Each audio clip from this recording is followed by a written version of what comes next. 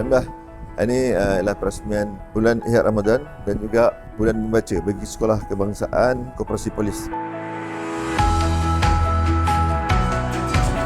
Rama-rama yang berterbangan melambangkan kebangkitan jiwa untuk mencari hikmah di atas kehidupan ini. Dan juga hari juga kita berada di dalam pusat sumber SK Koperasi Polis ini sangat indah dan teruja lah tengok benda-benda yang inovatif dan baru begini. Memberi semangat ataupun sumber inspirasi kepada pelajar-pelajar ataupun murid-murid untuk berada di kawasan ini dan juga untuk mereka membaca dan menimba ilmu di pusat sumber ini.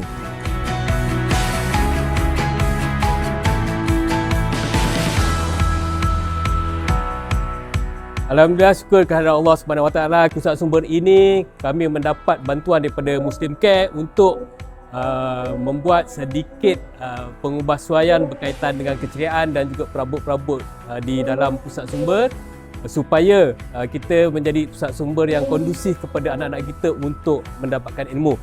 Alhamdulillah, kerjasama yang diberikan oleh Muslim Care sangat bermakna pada kami dan kami akan gunakan semaksimum mungkin untuk membina generasi Malaysia yang gemilang dan cemerlang.